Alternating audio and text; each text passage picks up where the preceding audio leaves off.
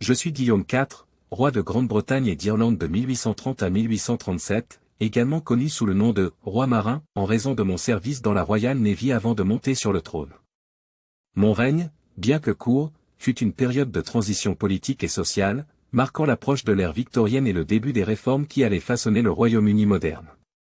Né en 1765, je suis le troisième fils de George III, et je ne m'attendais jamais à devenir roi.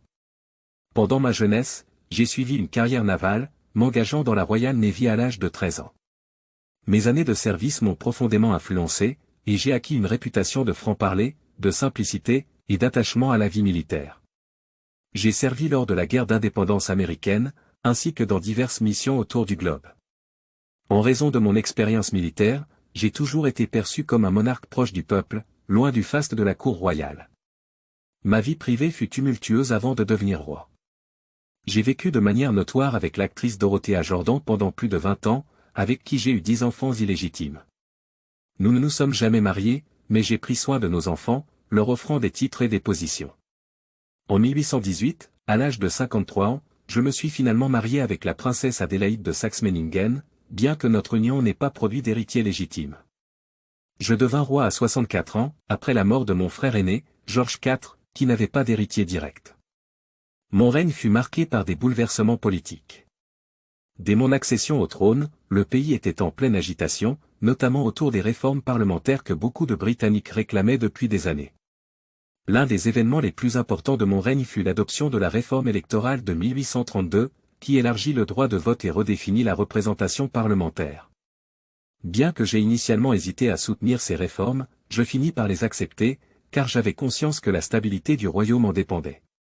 Cette loi mit fin à des siècles de représentation inéquitable dans les « bourgs pourris », circonscriptions électorales sous-représentées, et elle marqua le début d'une démocratisation progressive de la Grande-Bretagne. Mon règne vit aussi d'autres réformes importantes, notamment l'abolition de l'esclavage dans l'Empire britannique en 1833, une mesure historique qui mit fin à des siècles d'injustice. J'étais personnellement favorable à cette loi, et elle reste l'un des moments les plus significatifs de mon règne. Bien que je n'ai pas été un réformateur dans l'âme comme certains de mes ministres, notamment Lord Grey, j'étais un roi pragmatique et je comprenais que le changement était inévitable. Mes relations avec le Parlement étaient souvent complexes, mais je parvins à naviguer dans cette époque turbulente avec l'aide de conseillers compétents. Sur le plan personnel, ma simplicité et ma proximité avec les gens m'ont valu une certaine popularité. Contrairement à mon frère George IV, connu pour son extravagance, j'étais plus accessible et moins attaché aux formalités de la cour.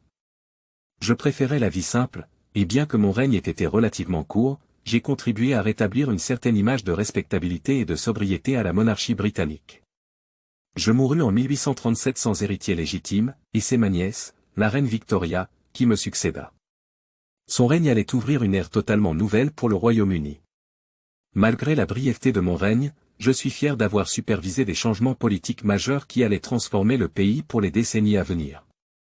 Je suis Guillaume IV, un roi pragmatique et modeste, dont le règne aura marqué une période de réformes fondamentales et de transition vers un Royaume-Uni plus moderne.